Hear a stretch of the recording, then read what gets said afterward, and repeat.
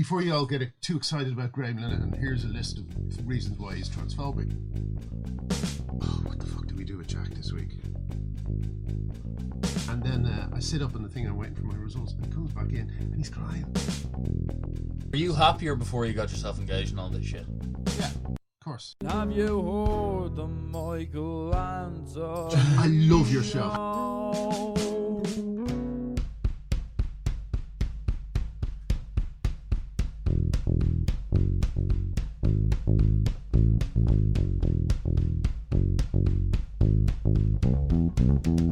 The sinking sand of despair, the smell of dread in the air. I'm head to toe in my own fear. I'm going to die, no need to cry. Episode 67 of the Michael Anthony Show. Today we're joined by Graham Linehan. How are you, Graham? Good, how are you? Good, great to have you on. Right now you're living the life as public enemy number one. What's that like? It's very isolating. It's constantly maddening because people are lying about you like 24/7. And also, you know, it's kind of but on top of everything else is a feeling that you know, I'm keeping my integrity, and I'm not backing down, which I'm proud of. Are you afraid of it in terms of how far it can go? A little bit, in the sense that the harassment that people like myself receive can be scaled up or down. So it just depends on what you're doing. Like if you're a teacher, say, and you express some gender critical positions, then they'll contact your school and they'll do what they can to get you fired. And if you're J.K. Rowling, they try and get GLAAD to have a meeting with you. So it's like it's not a one size fits all harassment. They find out about you, and then they go for that particular thing. Do you think there's a bit more of a angst towards you because you'd be viewed as one of the traditional heroic leftists of the 90s? Somebody who did like humorously point out flaws that lay in Irish culture regarding the hypocrisy of the Catholic Church. Yeah. No, and do you think there's a sense of betrayal that's making people more angry? Maybe that's an interesting point. Yeah, could be. I mean, I think the thing that really annoys them about me is that I am left wing. You know, I identify as left wing, yes, or at least I used to. Like your thoughts on Trump would be nothing but negative. Oh God, Trump put me into a tailspin. I was depressed. You know, I had to start taking anti-anxiety medication around the time Trump won. Really? Yeah. Yeah. I think it was an absolute disaster, and it meant a lot of things that I've seen borne out in this fight as well. A kind of belligerent tribalism and digging your heels in on very, very stupid positions. It's nearly cool to hate you now, though. Even as a new guy who's trying to join this corrupt left, as you put it earlier, it's nearly just a position people are taking without even doing the research. It's a thing to hate Act Linner. They don't understand it. Most people don't understand. Most people don't understand the craziness of what they're being asked to accept. And if you look at how much you've had to lose by taking this position, I don't know how that's not weighed up. You're a guy who's in the arts, you're very established, you've had numerous successful TV shows, and the writing / film industry is something that's going very, in a way, corrupt left itself. It's nearly becoming a role-getting position to take an extreme left position. You're not like, look at Vince Vaughn, a guy who does identify on the Republican side of things. The guy's not getting roles anymore. Mm-hmm.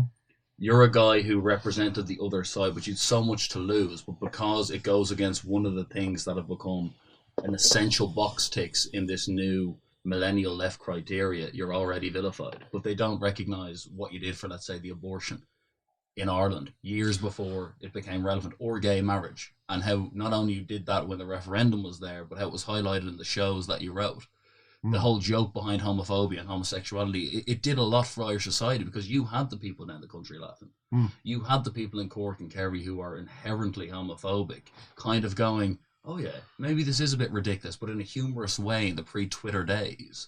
Yeah. So it is remarkably unjust the way you are being treated, regardless of what people agree with on your stance on trans. Well, the moment I knew it was going to happen, because towards the end of the repeal campaign, I noticed a few people started digging up old things that I'd done, including a favourite.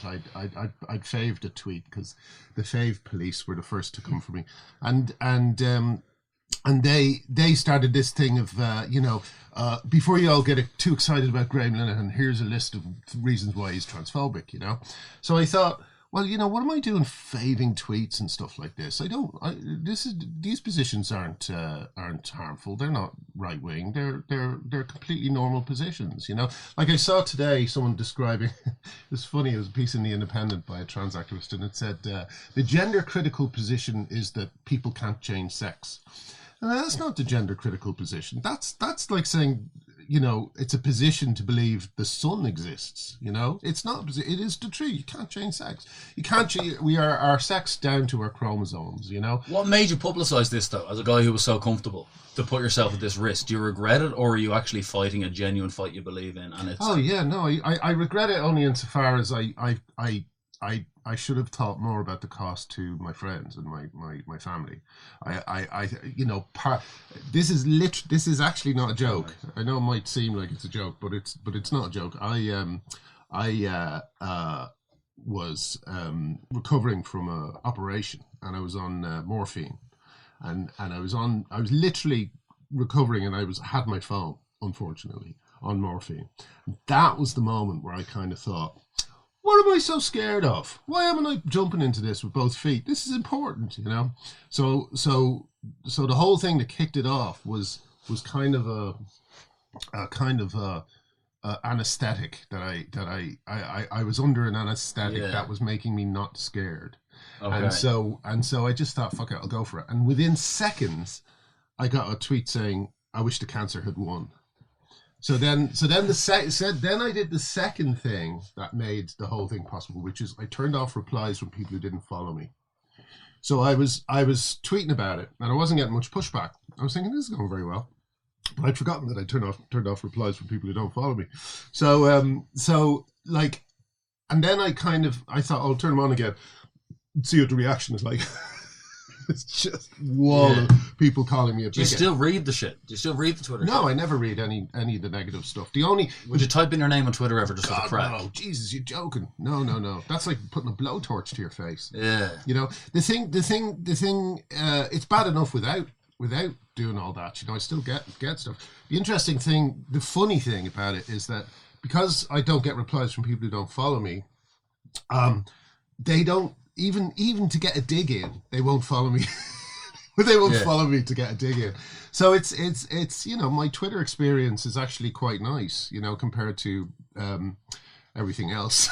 Like, you're in your mid-20s writing Father Ted. Yeah. And Arthur was older than you. Yeah. In terms of an actual, if you there's guys who go to film school to learn how to write, etc., etc. For the age you did that, you were literally the Wayne Rooney of comedy in certain ways, though. Do you know what I mean? You were young. Yeah. For a guy who achieved that so young, why get caught up in a social media game? Something so false and so fucking irrelevant that gives voice to every graffiti. Like, the people who are abusing you could literally be sitting on a shitter drunk. Oh, no, absolutely. But the problem is, it's not those people. The problem is this leaking into real life. This is an argument I have with, like, Ardal O'Hanlon, I know, was expressing kind of derision that I was in this fight, messing about on Twitter. I think he compared it or something like that.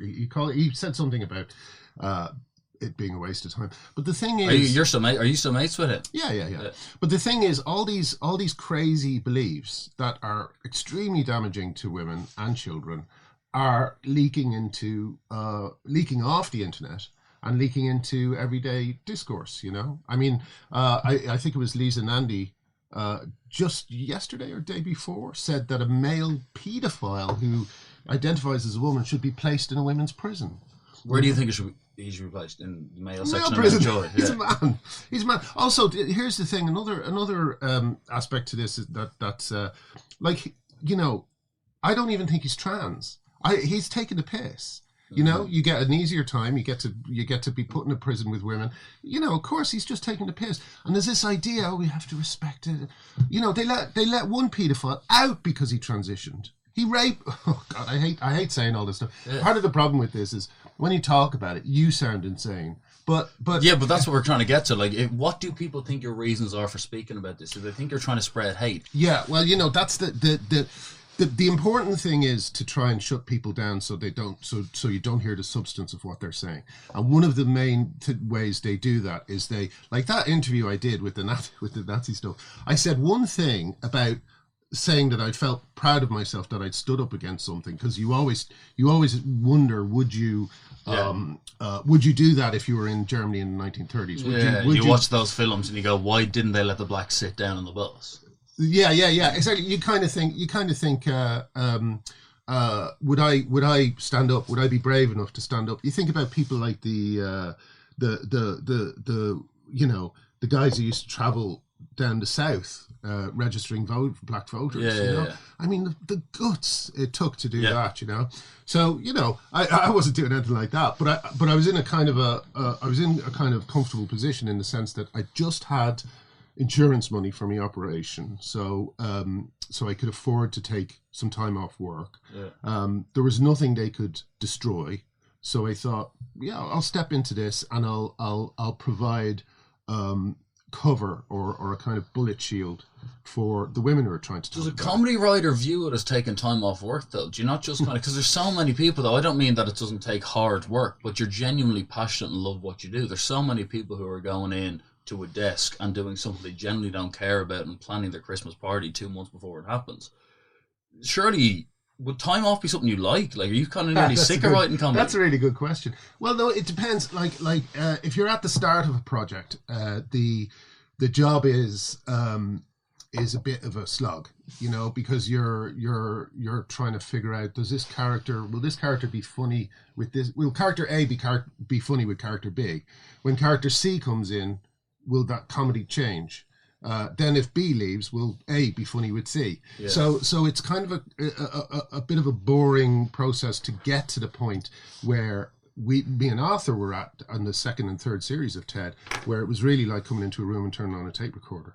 I mean, we wrote Flight into Terror in 2 days, and it didn't take barely any rewrites. And it was like we were listening to it. It's just like we were dictating what they were saying to us, and we just laughed and laughed and laughed. But at the start of a process, it's a lot tougher. You're 51 years of age now, and it's not your fault that Father Ted happened to be that big. I mean, Steven Spielberg has publicly commented on the show. Did he? Yeah. Oh, I vaguely remember something Spielberg commented on watching Steven Spielberg, Madonna. I presume Guy Ritchie showed her after a pheasant hunt, but whatever. Yeah. But what I'm saying is, like, did you feel Sinead O'Connor came to one of the shows. She came to the Christmas episode. Really? Did you ever think of getting her in? Or the final episode. And she was so kind because, we were obviously having a bit of a... Did you ever think of getting her casting her? No, I think it was towards the end when we wouldn't have been able to anyway, so... But was it hard to chase that peak? Because Father Ted was something that, like, for us growing up, the theme tune of that just reminds me of just life, basically. Yeah. If I could have a theme tune for my childhood, it would be the Father Ted tune. Was it hard as a writer to chase that peak for the rest of your career? I know you had the IT crowd and stuff like that, but, like, chasing Father Ted must be a difficult buzz. I realised quite quickly that I'd go mad if I started thinking in terms of, is this as good as Ted, or is it? Do you know what I mean? I thought that way lay madness, and now I really just in a weird way, it's a good thing I got the success out of me way early on, because now I can think more about the craft and trying to beat myself, trying to kind of come up with stuff that beats the last thing I did. It's really like driving along and seeing the road in the headlights and nothing else. I don't really care about. How shocked were you by the rise? Because there's two dudes, Ted. Living in an apartment in London, writing jokes, and that's what Ted is like as a show. It's joke to joke, storyline. It probably wouldn't wash now, not just in terms of its kind of political aspect, but in terms of that live audience. It was nearly a 30-minute sketch show. To an extent. Dougal walks away from the table, he walks in the wrong side of the door. It's a Saturday Night Live kind of sketch. It doesn't necessarily follow. Like, were you ever tempted to give Ted a long-term love story? Well, did you ever go, Ted and Mrs. Doyle need to have a thing here? No, not at all. I mean, one of the reasons why writing sitcoms was so pleasurable was because the characters just reset at the end of the episode. And when we came into the next episode, they would start from the same point again. And, also, Dougal can become a milkman, and then the next week he's back to normal and stuff like that. But that it's over and we're doing a TED musical now that we're doing that. Who's playing him? A bit of a secret at the moment, but no one famous. Well, someone semi-famous. Well, oh god, Like a love-hate dude. Someone who's in love-hate. No, somebody. I think someone I think you'll love it. I think you'll love it. I mean, obviously it's not the same characters, or it's not the same actors, but one thing we wanted to do was we wanted to write something and give it out to people because people love playing Ted. They love doing episodes of it. Is it following the same episode format in the musical? No. It's a completely different script. Yeah, it's like an hour and a half. Well, it's like unlike the show, they have to change. They have to start somewhere and end up somewhere. And that happens to all of them. So it's, and we're calling it Father Ted, the final episode. Okay. Because we that's how we see it in terms of a story. And Is Arthur writing that with you? Yeah. Yeah, and Paul Woodfull, who was an early kind of friend who we always just thought was hilarious, and Neil Hannon is doing the songs. Yeah. So it's it's coming along nicely. If you look at his character, and then you look like Brent, who followed, the frustrated worker who just views the job as a money get. To put him in priesthood's obviously hilarious, but a lot of people mistake it as a pre-show. Ted is a guy who wants fame. Ted is a guy who wants nothing but to reach the top. Were you never tempted to give him the love, the girlfriend? Well, we were just writing to these big set piece moments that we wanted to see.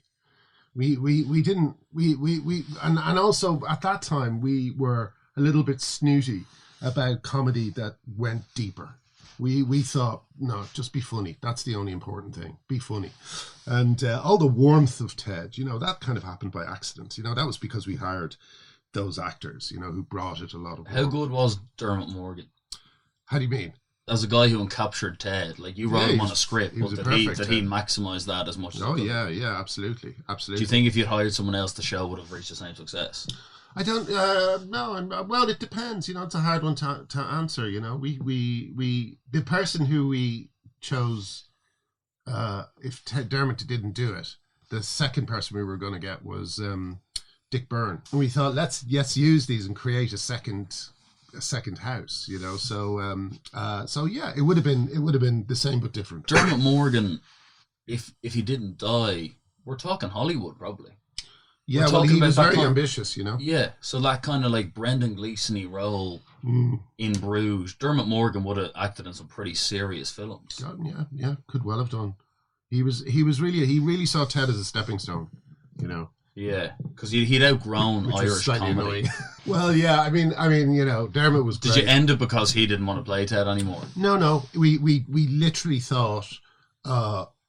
Like when Jack is skipping through the meadow, yes, in spring and playing with puppies. Yeah. Well, funny as that was kind of like us going, oh, what the fuck do we do with Jack this week? Because his range of comments and stuff was so. I find Jack season 1 to be peak Jack.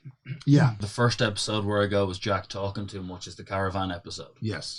And he's in the corner before they put the box over his head. I'm like, hold on, I thought Jack was this kind of borderline paedophile, abusive priest who still had dignity though. Yeah, I didn't overly like Jack getting the piss taken out of him to the stage of he's basically. Do you know what I mean? Yeah, Jack suddenly got Alzheimer's around 2.5 seasons in. Well, we kind of saw all of our characters as existing in a kind of almost like Dougal was kind of like supernaturally stupid.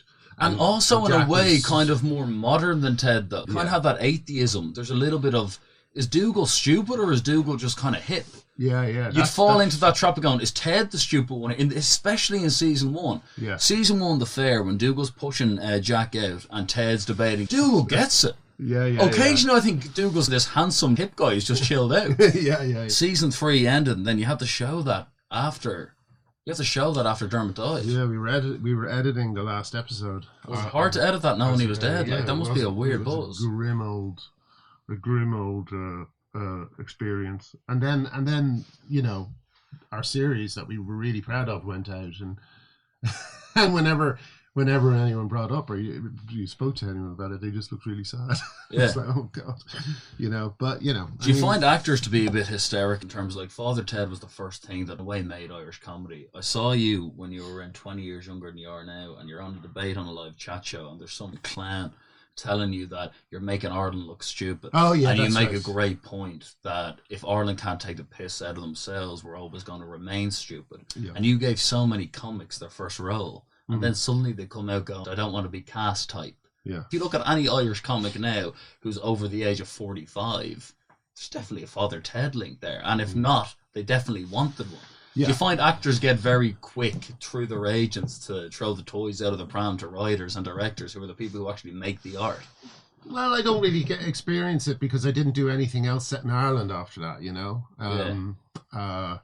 It never really came up as a problem, you know. I mean, also I think those first 3 series, the lines we were giving people were so odd, you know, that I think our belief was that it went beyond stereotypes and it went beyond caricatures and went into something else, you know. What's your favourite episode? Possibly Kicking Bishop Brennan. When they're writing the Eurovision Song Contest song. Oh, yeah.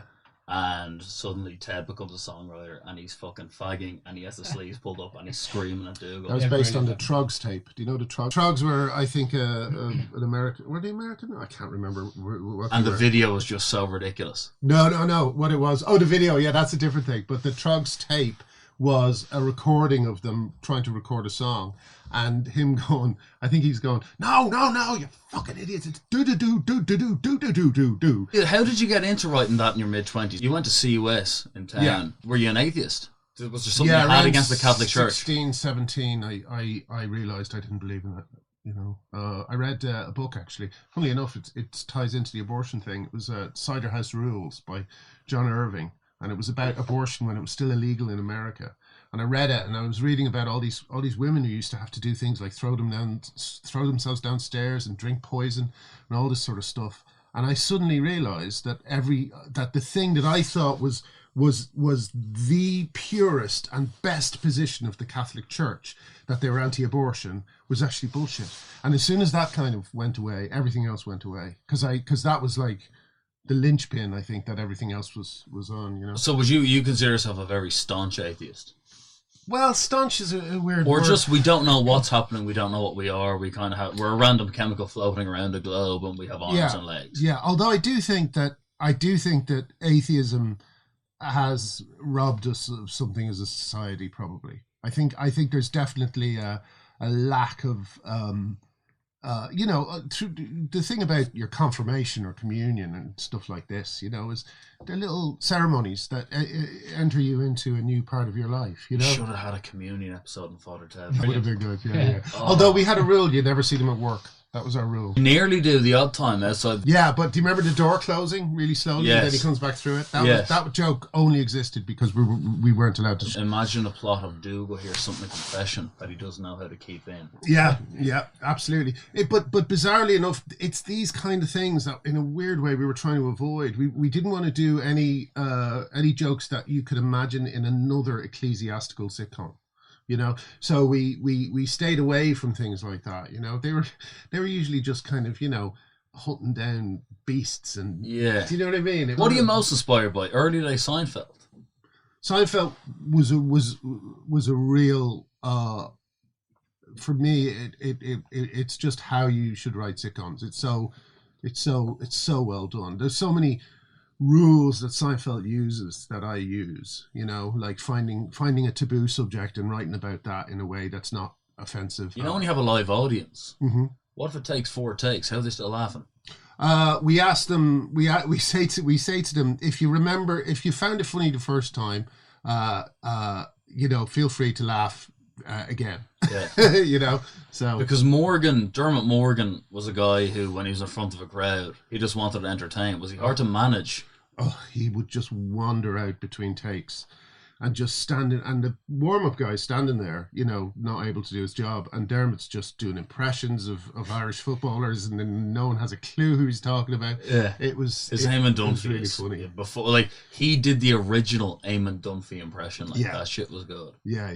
Did you get on with him? Like, well, I was a bit left out because Arthur and Dermot, they had football and they had Irish personalities, and when I was growing up, I was desperate to get out of Ireland. You know, I was bored by it all. I didn't like I didn't care about football. I didn't care about anything that everyone else cared about. So were you on the music side of Father Ted?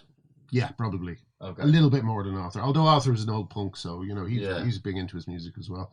But when we went when we went over, then Dermot came over, and Dermot was talking to Arthur about all these things. I never knew what the hell they were talking about, So I just kind of work on the script. Why didn't you work with Arthur again, like for the IT crowd and stuff like that? It was one of those. What happened was Arthur did this show called Hippies, and I created it with him. But then when we got to the actual episodes, I was a bit worried. I couldn't see the show. I didn't know what it was. I didn't know why it was. And Arthur decided to do it himself. So he went off and did it himself. And then after that, I went off to do Black Books. Yeah. And when we came back at the end, we were both we were both different people. I'd worked on this show, and I didn't really feel, because the dynamic before that was that Arthur would write something, and then I would look at it and I would rewrite it, give it back to him, and if it was funnier, it was in, but if it wasn't, we'd keep going. So that was, but then afterwards, when I came back and I got a bit of confidence, he'd write something and I'd read it and I'd go, I don't know, and that broke it. That broke the spell. Was it confidence, or did, because you were younger, the success of BAFTAs and shit, do you reckon it went to your head a bit? No, it wasn't like an arrogance thing. It was just the thing I didn't recognize that I see now about myself is that there's two kinds of writer, right? There's a kind of explosive, imaginative volcano, who just comes up with ideas. That's Arthur. Arthur is one of the funniest people I've ever met. His brain goes to places that are just extraordinary. And he also brought the research, because he knew more about priests than anyone else. He'd tell me things like, every priest knows every other priest. Yeah. He'd tell me stuff like this. And like the old woman in the Stone episode who knows God better than the priests themselves. Exactly. But Arthur had, as I say, that kind of explosive imagination that meant that one scene would run for about 6 pages.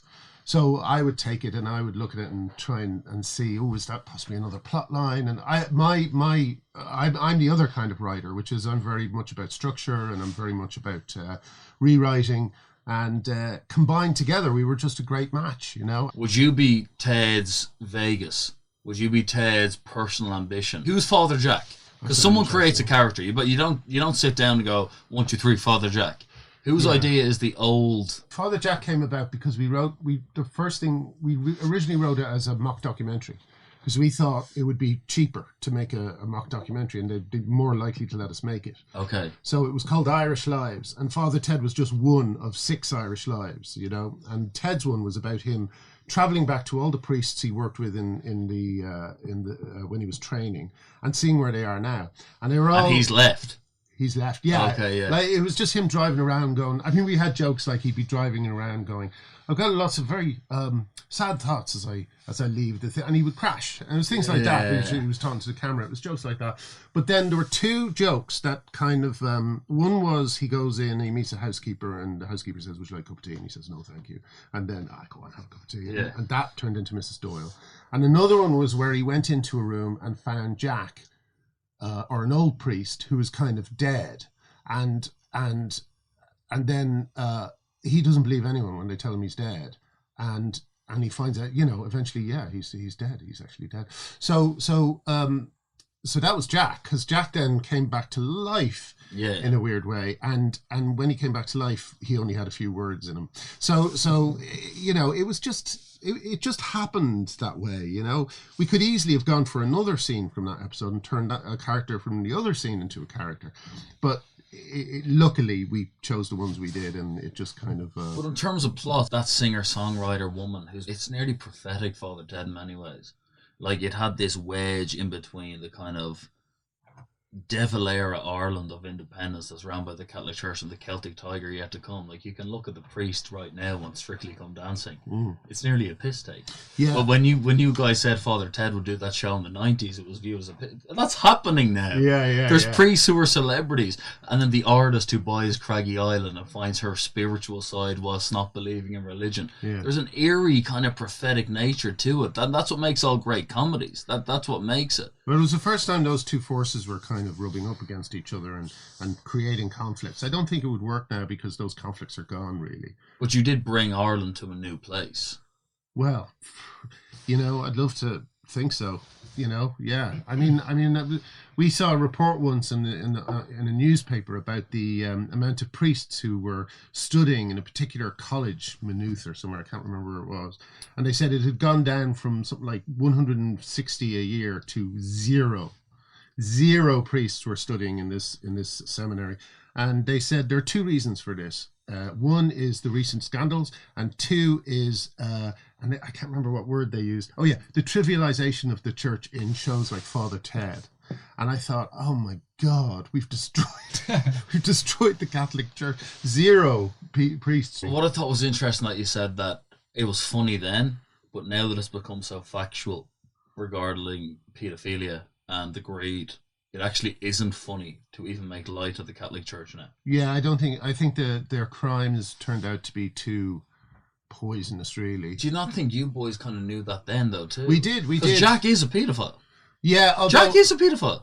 Well, kind of. I think pederast is probably, isn't that more like teenage girls? Jack is exactly why you need to keep safeguarding rock solid. Yeah. And why you can't undermine it in any way. Sorry to bring it back into the trans. Do you remember that YouTuber, who did the Nazi thing? Dankula. You know the way you're fighting for free speech. Mm-hmm. Why go against that?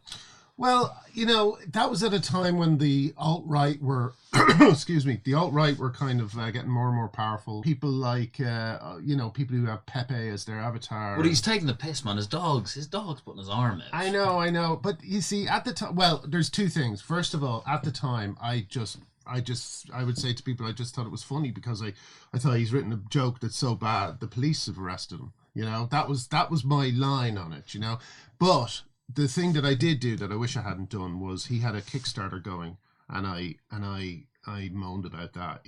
Why'd you do that?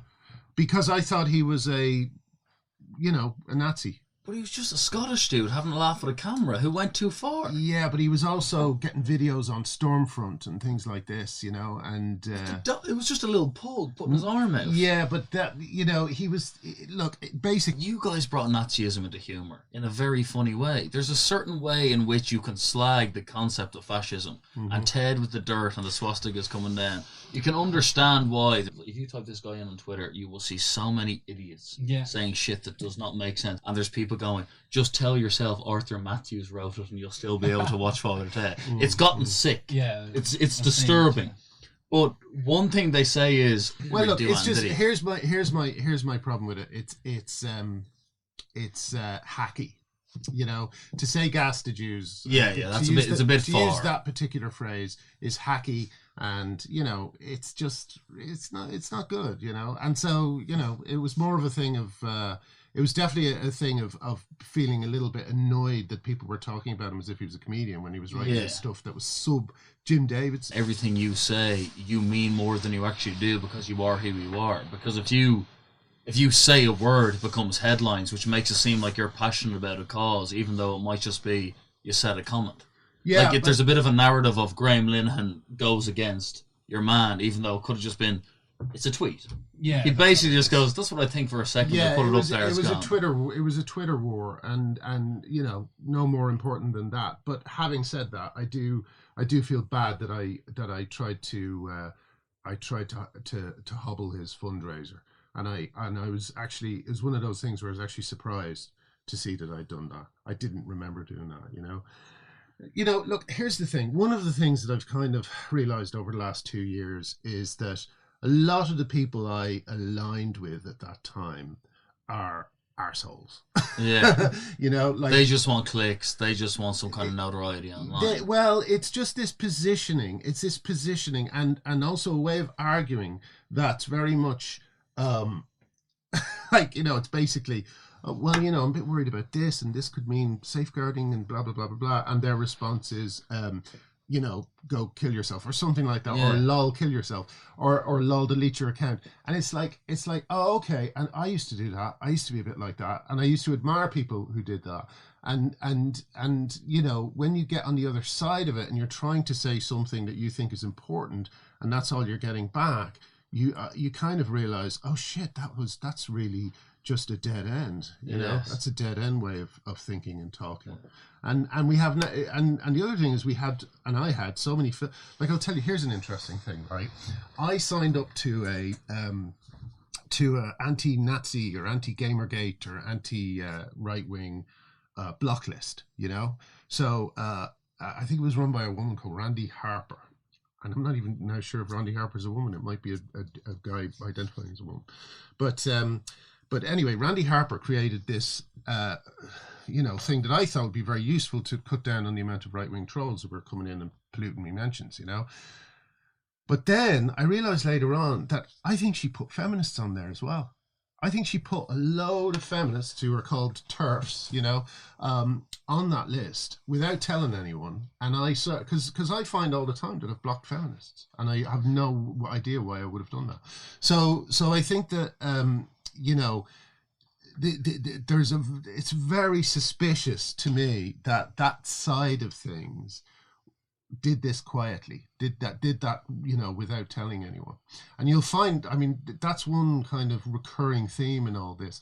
There's a law firm called Denton's, and they gave advice to British campaigners who are trying to change the law so that a child can transition without letting the parents know, right? They're trying to change the law to that. And they were given advice on how to do it. And one of the things they said is, these are unpopular positions, so try and tie them to a more popular position.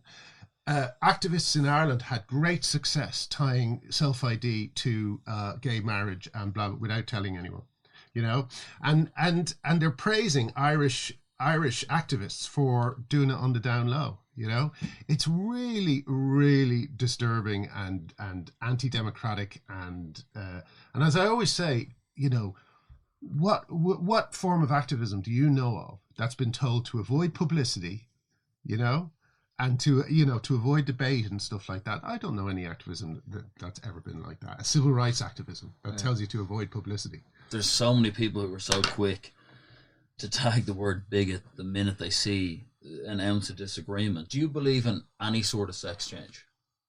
I'll give my position as clearly as I can. I believe that gender dysphoria is a real thing.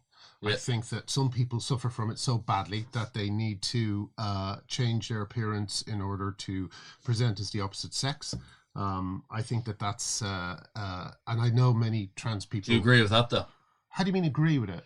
Do you think if somebody who's a man suddenly feels like they're a woman due to gender dysphoria, and let's not even go into the kind of operational side of things, do you believe to throw a wig on and a dress for your own mental health is okay? Or do you think that should be treated before that happens? Well, I do think that I think you should exhaust other avenues before you go as far as actually, you know, surgically altering yourself. Yeah. But bar surgery, just dressing up, just presenting yourself as absolutely Tiffany. Fine. Absolutely fine. Okay. It's fine. The problem. So then we go to surgery, and I know we'll get to the kids in a second, but adults, we had Kelly Maloney on.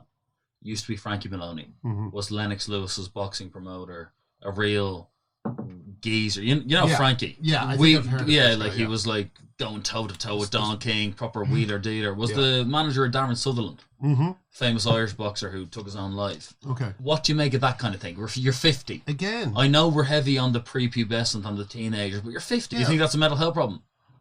Well, yeah. I mean, yeah. Of course it is. I mean, you know, cutting off healthy body parts is definitely it's. But I have to be a bit careful because everything I say that's presented in a certain way becomes a news story. Really? Well, what are news stories? I'm pretty sure what's happened recently has undermined the whole concept of tabloid media. Like, I don't know if you're following the Love Islandy side of media as a guy who wrote proper comedy, but that whole Caroline Flack situation is absolutely fucking crazy. I don't know much about the Caroline Flack thing. I don't really know what happened. Maybe you can explain it to me. She later. Presented Love Island, which is a show which basically is a representation of millennial insecurity. That is the reason why people get in shape and go on shows that involves dating somebody for 2 weeks and doing weights, which, by the way, are pretty hard.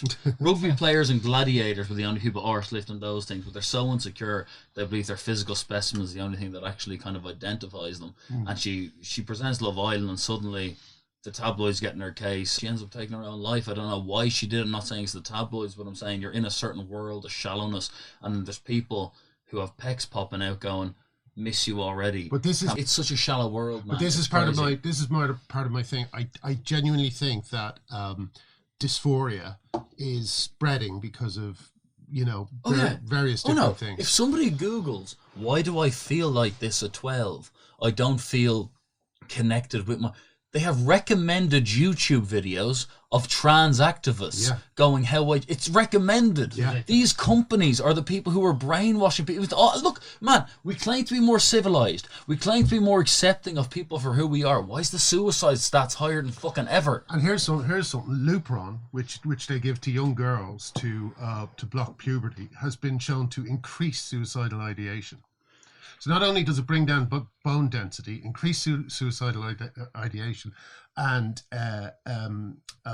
you run the risk of having. Does that ideation not come from society, though? With the stance you take on because transgender, Luprons block your puberty. The thing is, puberty is the cure for dysphoria. going through puberty as somebody who's trans is the biggest torture. Do you think that's horseshit?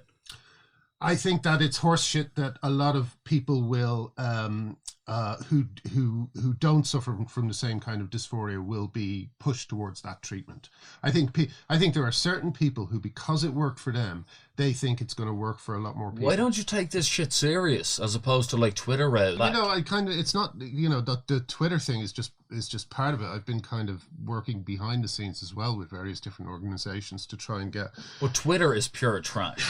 Yeah. The shit people say on that shouldn't belong in people's brains. It's absolutely crazy. Twitter is nothing. But unfortunately, it's also my biggest platform. I don't have it. But what am I going to do? Go back and put, subliminal messages instead? You're a sitcom writer. Yeah. Why not make a sitcom that kind of slags the modern corrupt leftism in a way that did Father Ted? Because I think something that undermines my generation is the fact that we go to Twitter. We go to social media. That's why fucking Trump and Boris Johnson are the heads of state. Back in the day when you boys were putting in this subliminal messaging when it actually told people, look how corrupt, that worked.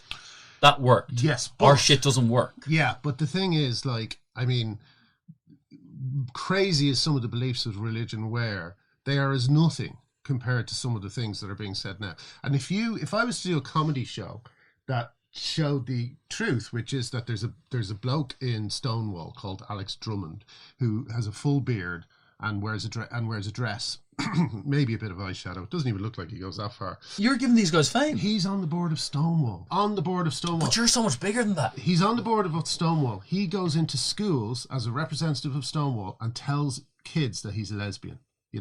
That's the kind of... He's a lesbian? Yeah. But does he identify as a woman? Did you know 80% of people who identify as trans, men who identify as trans, don't have any kind of surgery? It's a crazy figure. And it's because it doesn't matter. It's because that's just being obsessed with your genitals, your real gender is inside you, all this bollocks, And what I find most upsetting about it is that that's not shared by young girls. Young girls go straight to double mastectomies, Lupron, and all these things, and all these blokes who suddenly wear a dress and say they identify as a woman, they don't have anything done. Now I'm not saying everyone. I'm not saying everyone. I have plenty of trans friends who do have dysphoria. You have trans friends? Yeah. Genuinely? Yeah. And they're going, Graham, I understand your stance. Yeah. Do you think somebody's 45 who goes, you're okay with that? Yeah, why wouldn't I be? You just don't want people in a prepubescent state having the decision because they're not allowed to have alcohol, you're not allowed to do anything. Yeah. They should not be allowed to decide their gender because it's so dangerous for their future. Yeah. Also, what's your goal here? Also, I don't understand what's wrong with a gender non-conforming child. I don't understand why a kid who likes wearing dresses is any less of a man or a boy than anyone else. Yes. It's a societal problem with how we treat gender. There's a brilliant quote I heard, which is that goes something like, to avoid... they change themselves to avoid confronting power, and we want to change society. We want to confront power so we can change society. One of the things I got into trouble with earliest on this was a young woman who had a double mastectomy, and she had a double mastectomy because her workplace didn't allow women to wear suits. So she had a double mastectomy, and she said, "I'm a man," and she wore a suit. So to fit in with her sexist company's working practices, she cut off healthy breath. You're not a transphobe. No. You're not a transphobe. You're looking at a guy here who is traditional left-wing guy who believes in equal opportunity for everybody, whether that's women, men, homosexuals, or straight people. But your genuine concern is about children being betrayed by the people who are in the control of the decision, which is adults, which is why we invented adulthood. Yeah. So you are completely against 12-year-olds being given medication or think they can change their life forever. Yeah. And that is a fair stand. Especially when a lot of kids who take this view of themselves are on the autistic and are spectrum. being forced it as well by YouTube and all these social media outlets that used to exist. But it's particularly attractive to autistic kids because autistic kids feel a lack of control in their lives, and the idea that they can have a kind of magic wand and make themselves give themselves some control over something is very appealing to them, you know. And what I find most frightening about this is there is literally no way to talk about it without being accused of bigotry. What happened to old-fashioned disagreement? Why does the guy have to be slated? It's a completely fair stance. What do they think you're looking for? Do they think you want to be glorified? Do they think you want to be a politician? I don't. You're looking out for people. I always ask them, what have I said? What have I said that's transphobic? Show me what I've said that's transphobic. And I can never find an answer, you know. Why did the police show up to your get? What was that for? That was Stephanie Hayden, who featured in the Fair Cop case. Stephanie Hayden is a con man who used to go by the name of Tony Halliday. Or not Tony Halliday, that's the guy from Spandau Ballet, isn't it? Anthony Halliday. It might have been Anthony Halliday. Well, anyway, can you see why they view that as offensive? The fact that you're still saying he about somebody who's 40. But the thing is, here's my position. It's very good. It's nice to be able to put it clearly. There are some people who are currently using the incoherence of gender ideology to con people. You know, there's different types. There's outright misogynists who are just delighted to be able to use this as a stick to beat women with. There's grifters like my friend Tony, who is just a grifter. He's just a grifter. What's that mean? A con man. Okay. You know, he one of the reason why the police knocked on my door is because I shared a Facebook post where a guy who he had he was supposed to be working for as a solicitor. He stole £27,000 off the guy, and said that he was going to spend it on conveyancing so he could open a restaurant in London. And the guy says on the thing, look out for this scammer. Apparently he now identifies as a woman, you know, and I shared that saying, you know, this is who we're talking about. And that's when the police turned up at my door, you know, that's when the police phoned me. When the police phoned me, I thought, oh great, they're good, they're investigating him. Yeah.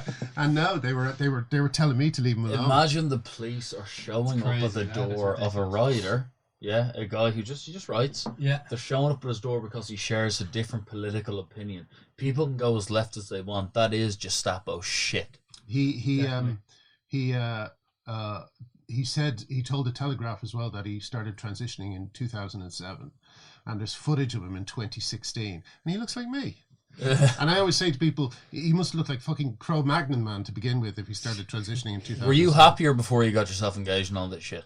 Yeah, of course. It's hard going against a very, very popular or supposedly progressive thing. So is it affecting your life in a big way? Yeah. Because we can all act hard on Twitter. Yeah, no, it's been bad. Why don't you just delete Twitter? Because you're passionate about it. Because it's my only platform, and also because there's a lot of people who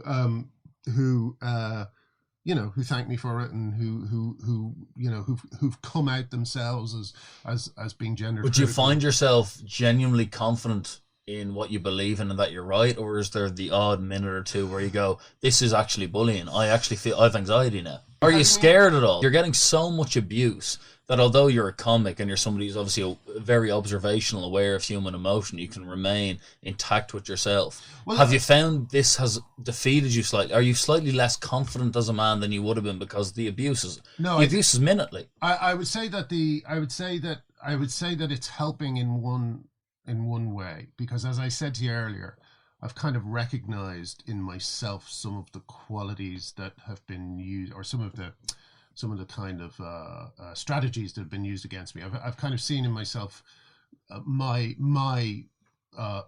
my finding enemies and deciding those enemies were beneath contempt and all that sort of thing, and I kind of now I've lost my tribalism, you know. I'm still on the left because I do believe that it's genuinely a better vision for the world than the vision on the right, but I've really taken a knock in how anti-science the left can be when they want to be. Like one of my big thing. This isn't my biggest cause. My biggest cause is climate change. I'm fucking terrified because of climate change. You guys are young, but never used to be, you know, warm in October. You didn't have you were never able to wear t-shirts in October. You know, now every year you can wear a t-shirt while looking at a fucking bonfire. But they've labelled you now. You've become this. It's going to be a hard battle to get out of it. No, I'm kind of looking forward to it. How long does this go on for you? Well, when does this stop? In 2 years, it's going to be funny. I had that trans argument. When women can talk about it. When women stop being called TERFs and stop being deplatformed. And when men aren't in the women's wing and men joy anymore. Exactly. Because we had some former prostitute women on the show a few weeks back, and they were complaining about that themselves. Oh yeah. And there's so many people who agree with you. Yeah. That's the problem. The people who agree with them actually just aren't arse typing it out. Twitter, yeah. There's another thing to it as well, which is the privilege of the people who are shouting trans women or women. None of them are the kind of women who are, you know, at the vulnerable end of things. You know, rape victims who have to have male-free spaces, female prisoners. You know, as I said before, a lot of women who are in prison, and I'm going to give you a brilliant stat here.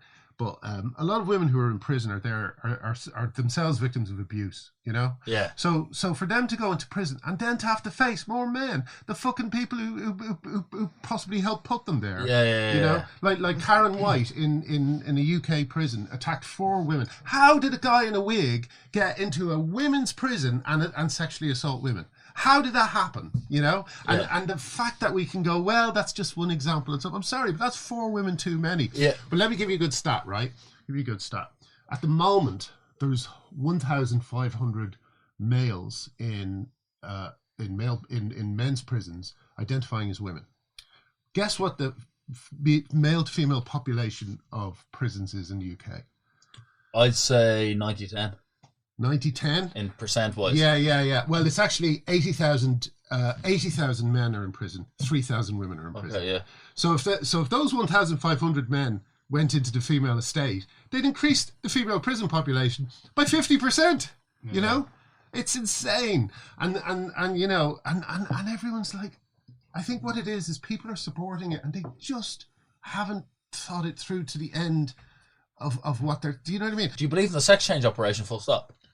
Yeah, I do. Or is the hate you're getting forcing you to become more anti-trans even though you weren't that originally? Are you getting competitive in this argument at all? No. Look, the thing is, I'm not against, as I said before, people who have dysphoria and who need to do something to alleviate their pain, you know, that's one thing, but encouraging it in other kids who might not otherwise feel it is quite another. You know, as you say, the YouTubers who are kind of like that girl who I told you about, who had the operation to fit in at work, you know, like she's talking to camera like it's the chirpiest, sweetest, funniest thing you've ever heard, you know, and I was watching it and I thought, no, that's Cronenberg. So if one of your kids came to you and said, I feel this, would you just go, get offline and come out for a game of football? Yeah, maybe, yeah. But you know, I think they're more clued in. They know what's what. You know, they know to be very, very, very suspicious of everything they see online. What do you make of the role of the modern day white heterosexual man just kind of been thrown away and everything matters bar you? What if Bond becomes a woman? As a filmmaker, as a screenwriter, what if Bond becomes a woman due to equality? What do you make of that? To be honest with you, I'm not really a Bond fan, so you're not a Bond fan, but you know the message that it holds. Yeah. Well, you know, I don't really. I've never really. Yeah, I think there's possibly a crisis coming up in terms of young men who are decent guys trying to find a place in the world, and I think that is something I think about with my son a lot, and I want to try and make sure that he feels, you know, that he has value in the world. That's definitely a a question we all have to ask ourselves. As a guy who had so many contacts, have people turned their back on you since you got involved in this Twitter shit? It's hard to know because you can't call people. You know, if people don't call you and say, "Hey, you okay?" which a few people have, then you don't know whether they agree with you. You can't ring them and go, "Sorry, are you with me here?" Like John Ronson. Who'd have thought that fucking John Ronson would be on the other side of this? You know, like the man is like supposedly the king of nuance. I've been friends with him for over 20 years, and he turns around and he gives me a finger wagging for saying that, for sharing the Karen White prison story and another story where he wants to get invited to parties in New York. I think that's what it is, the literary parties in New York, and that is the current fashion, you know. And has anyone reached out to you and gone, "Keep fucking going"? Yeah, few people. A lot of people who have kids who buy into it, and so they can't say anything publicly, so they support me in other ways. I've had like a few friends very kindly buy artwork by artists who've been cancelled and stuff like this, you know. And have you lost work due to this? Yeah. You've had things that were going to get commissioned that aren't. I had a sitcom masterclass in Australia that was cancelled, and you giving opinions on how to write, etc. Yeah, it had nothing to do with any of this. And I had a play I was going to do that was cancelled as well. So a play I really wanted to do. I was really up for doing that one. But you know, I mean, it is one of those things. If it was easy, everyone would do it. You know. You got to take it. You got to take a few things. You got to take a few hits to the chin. There's a lot of listeners to this show in between that kind of 25 to 40-year-old bracket of age. You had testicular cancer, and I thought it was hilarious the way you dealt with it on Twitter, calling the ball cancer and taking it that lightly. But what were the symptoms? Because there's a lot of guys in here who feel their balls paranoid every single day. What's the story? Oh, don't worry, you'll cancer? know. You'll know if you got it. One day I kind of reached down in the shower, and it was like. I don't know, it was like there was suddenly a young child standing between my legs. Huge thing that shouldn't have been there. And I thought, what the balls, fuck is that? One of the balls is just absolutely fucking swollen off it. Yeah, like a fist, you know? And even just kind of glancing against it, I thought, that is the wrongest thing I've ever felt. So I went in to see someone. Actually, a nice thing happened. I went in to see, at one point I went in for my scan. And the guy recognized me, you know, from TED. And he was going, oh. The holiday camp. Oh God, that was funny and stuff. And I'm going, yeah. And I'm lying down, and he's scanning me and stuff, you know, and he's still laughing about bits, you know. And then I sit up on the thing, I'm waiting for my results, and he comes back in, and he's crying. Face just went dark, and he was really sad about it, you know. And I thought, oh my God, I'm gonna die. And he goes, you have testicular cancer. Well, no, he said there is something there. But then a couple of seconds later, the actual doctor came in. That was just the guy who did the scan. The actual doctor came in, and he sat up on the bed, because he's a really small doctor, and he sat up on the bed, and he said something like, how did it go? He said, well, yeah, you got something in there, you know. He says, no problem, we'll just take it out, we'll just throw it away, you know. And I was like, and did he know it was early days? Yeah. Will I be able to have sex? And he said, oh, yeah, you only need one. And I was like, oh, okay, well then fuck it. But you're not able to have another kid, are you? I think I could, yeah. And are you afraid of death as a staunch atheist? No, not really. I'm more afraid of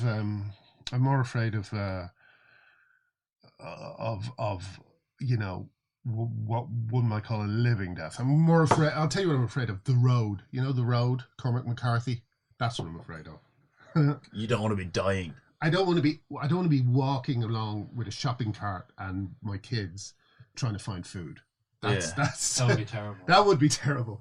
So I'm also kind of getting a little bit nervous about society breaking down even before anything happens like that, because, as I say, the belief in magical thinking that's going on the left and the right is really frightening to me, and I can see it ending in like little, like, you know, you've seen all the Wisconsin militias, you know, taking over courthouses and stuff like this, you know, with machine guns.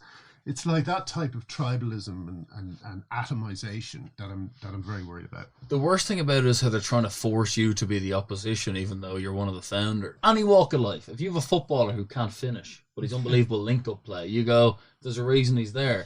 Graham Linehan, one of the modern figures in Irish society of the 20th and early 21st century, that made people have the fucking position of being pro-abortion, of getting gay marriage there. So for anyone who's around my age and anyone who was born in the fucking early 90s, who's going at a guy who has so many more years of life experience than you and disagrees on one issue and you're abusing a man, go and fuck yourselves. But the thing is, it's interesting some of the stuff you've said today, because it seems, some of the questioning you've given me, because it does seem that the positions aren't really out there.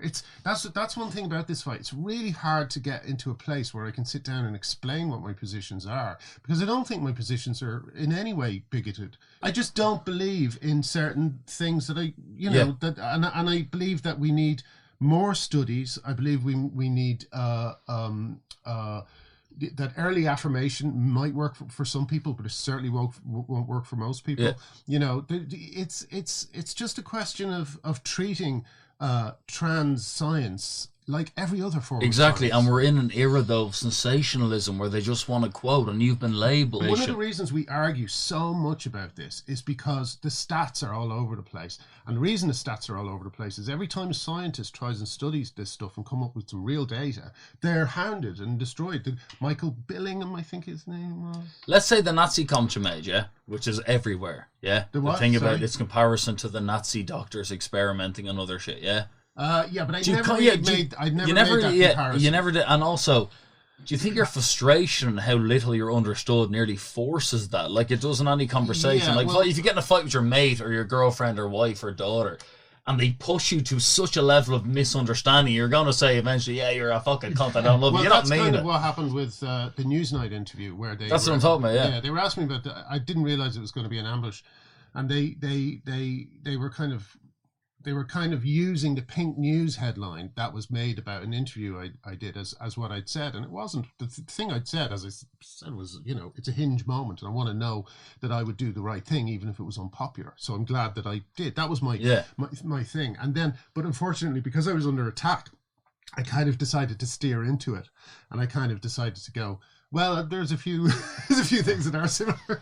So that was a mistake. So someone just said to me after, just don't please stop using the N-word. Yeah, and they're coming at you with this kind of like polished dress thing, going, Graham, you comparing this to Nazi, and then you're forced into a quote. And what you can't do is turn it on them. Like I said to that interviewer, 35 psychologists have left the Tavistock, which is the gender clinic over here, in 3 years. You know, psychology is not something that has a high turnover. It can't, because you're working with. So for 35 to leave in 2 years, and I said to her, "Is that do you think that's the sign of a healthy organization?" And she changed the subject. But I could see, as I said it to her, she hadn't heard of it. She hadn't heard 35 psychologists. For me, that should be the main news story at the moment. You know, if kids are going in here and they're getting any kind of advice, then you want it to be somewhere where 35 psychologists haven't quit in 3 years. Yeah. You know? Would you now consider yourself as you're a Brit now? Oh God, I don't know. Do you connect with us back home?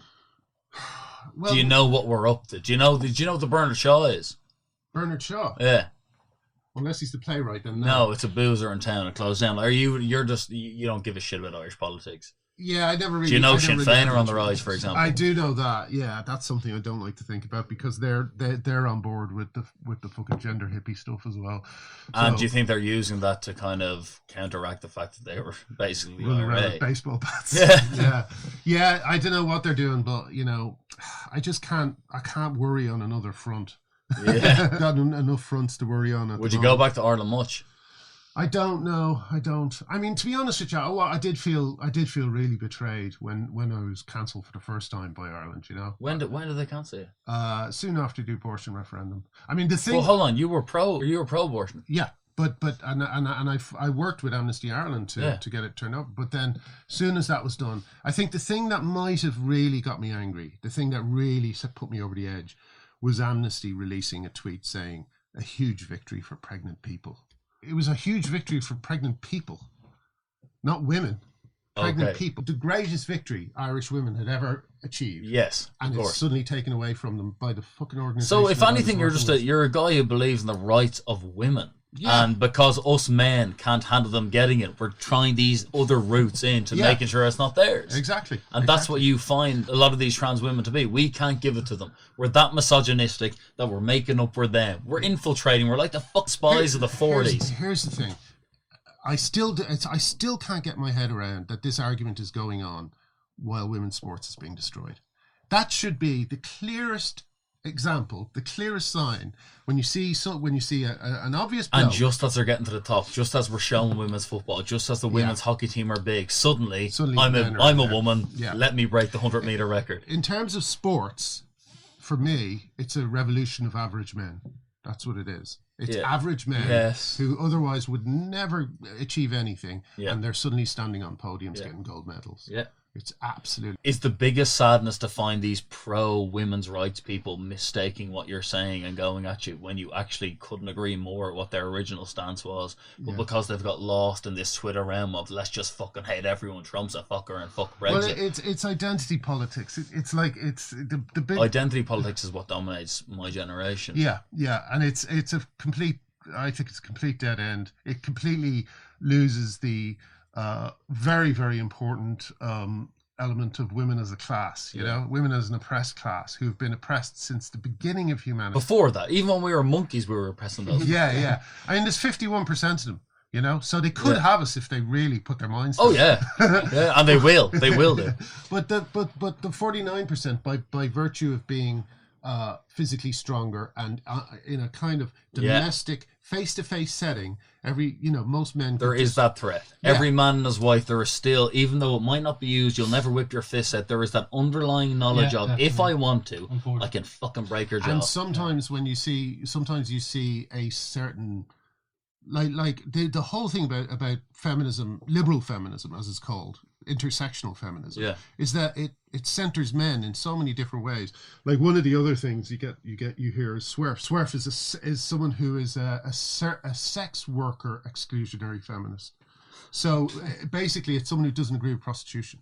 Yeah, and now I don't agree with prostitution. There's a story here, right, that poor Irish girls are now being forced into sex work. Which kind of has always been the case, though, in a way, based off their upbringing and the social. Yeah, but the thing is, the whole idea that it's an empowering choice is such bullshit. You know, if your choice is, you don't think sex work is a tragedy? Yeah, I do. Yeah. If your choice is between eating and having sex with someone that you don't fucking like, then that's not a choice. Exactly. So you believe that sex workers are forced to do it, and the actual crime is on the man who buys it. Yeah. Yes. Yeah, I think the men should be prosecuted. Exactly, as opposed to the women who are giving it out. The actual crime should be in the man who goes to buy when he finishes his job in accountsy, who goes to buy a prostitute. All liberal feminism, which is what all these feminists who've cancelled me espouse. It's basically feminism for men. It's feminism that benefits men, and you see. It's not so much a question of certain trans figures being equal to women or having the same rights as women. It's a question of them being somehow superior. Yes, like they're super women. Like that guy. I was a man, but now I'm a woman, so I'm both. Yeah. You know what I mean? That's it. I have seen that argued, people saying I'm more of a woman because I've had to become a woman, and it's extraordinary. What do you make of the women who go to men, though? Like, what's your buzz there? They're way less publicised. I know, and I think it's a huge future mental health crisis. I think that like I saw here's a good example. I saw this post on Reddit by a girl, and she was a lesbian, but she transitioned to a man, right? So now she thinks she's a straight man. She thinks she's a straight man with a vagina. Okay? Yeah. So she's saying that she's having trouble meeting straight women because when they get home, they seem freaked out by the fact that I have a vagina. And she's like, I have a drawer full of dildos. What's the problem? It's like she has been gaslit into thinking that she will be accepted as a man. and that anyone who looks at her vagina and says, "No, I'm not a lesbian," is being a genital fetishist. And they also ignore the many people who have gone through gender dysphoria who were 12, who thought because YouTube and Google recommended videos that they thought that that's the answer, and then they didn't do it and realized, okay, I'm actually happy and I'm 16. Yeah. Puberty will sort out dysphoria for 80%. And a lot of I mean, we all did a lot of things in that puberty stage that were quite Who unforgivable. likes their body during puberty? Yeah. You don't fucking tell kids, oh, you know what, there's a chance you were... You know, that's actually not your one. You know, they've given kids as young as, like mermaids, their doctor, Helen Weberly, she's had to scarp her to Spain because she was given 12-year-olds Lupron, you know? And you know, 12-year-olds, that's like maybe 2 years off believing in Santa. And now you're being told... Actually, and not only are you being told this, it's not like Santa, which is just your parents and maybe a couple of apps that show them go over the North Pole, but it's like the whole of society is saying, "Yep, no, you're right. If you feel comfortable, just become a man," you know. Yeah. And they don't talk about the, you know, reduction in bone density that Lupron causes. They don't talk about, you know, the possibility you might have to have a hysterectomy in your early 20s. Yeah, and the one thing that I hope stops is the fact that even though you're coming from a place of actual human care, if for some reason you're accused of just being this dark force on humanity, if you're somebody now who's 18 and wasn't around in the Father Ted or IT crowd era, Graham Linehan is a controversial character, even though he represents everything opposite, even though what he believes might not be agreed within the public consensus. It's something that he's doing for humans. He actually believes we're more benefited as humans to let people go through puberty and for people to not give in to this ideology that is you're the other gender straight away. He's already achieved in his career. Father Ted, the IT group. The last thing he fucking needed was Twitter or social media fame. The exact opposite to everybody now who's seeking it. Before we give in, just from a comedic writer point of view, what is next? Are you cancelled, or can we get some more iconic work? Well, you know, it's not so much, I'm kind of self-cancelling in a weird way because I last thing I did was Count Arthur Strong, and no one watched it, and it disappeared on BBC, and it was kind of, you know, I was just as proud of it as anything else I'd ever done, but I worked so hard on it, and it produced so little in terms of money and everything. Yeah, because, you know, I mean, it's not like I don't get royalties or anything like that anymore. What about Father Ted? If I go home tomorrow and see Father, are you getting money for that? No. I mean, you know. So I bought Father Ted on Sky the other day, for example. It cost £1 for the whole series. What are you getting? 20 cents? Maybe, I don't know. Maybe I get something. I don't know. But it's not like what the way it was. It used to be, well, basically DVDs. That's where the money came from. How much did you reckon you made off Father Ted? Oh, God. A few million. I wouldn't say a few million, a few 100,000 definitely. As the writer of that show, maybe, yeah, but it's not America, you know. Yeah. I'd say maybe a million. But they tried an American and German version of the IT crowd. Did you make more money off the IT crowd than Father Ted? No, not really. No. Could you have commercialized it better if you were into that kind of side of things? Maybe I might have been able to screw things down a little bit more in a contract. Yeah, but you see the Dad's Army guys, I think they drove around in Rolls Royces. Yeah, because the rules were slightly different at that stage. But then they changed, and you know, and it's just. But Gervais made fucking endless money. The what has? Gervais. Yeah, I don't know how he. I think that was through the American Office. He must be a millionaire in the American Office. Yeah. Do you know him? A little bit. I used to know him. Because he used to be a huge fan of Father Ted. Yeah, he slagged off IT crowd, so I kind of took against him. Yeah, after I was a real kind of defender of The Office. Not a defender, but an early champion of The Office. Oh, yeah, and the first series of that is... Oh, it's extraordinary. Yeah. The first series What especially. a show. Yeah. But then, you know, as soon as he got a chance... Was it a passing comment or was it a piece? Yeah, we were nominated for a BAFTA, and he said, best of a bad lot. And I thought, what? You know? So I don't really, you know, that's the thing. There's a funny joke about writers. American screenwriters used to say this to each other. TV writers, they used to say, okay, it takes the form of a moral conundrum, right? Because you're walking through the jungle in an Argentinian jungle, and you come across a little shack, and you need a glass of water. So you knock on the door. The door opens, and it's an aging but still sprightly Hitler, right? And you see it's Hitler, and he recognizes you, and he says, you wrote such and such. I love your show. And the moral conundrum is, do you turn him in? EMA show. Thanks a million. Cheers, man. Thank you. Great. Thank you very much. It's been how many years, my boy? Audio book, start a bit shorter than You audio still books. don't know my tears of joy. No need to go, just take it slow. Podcast or something like And have you heard the Michael Anthony show? A nice show.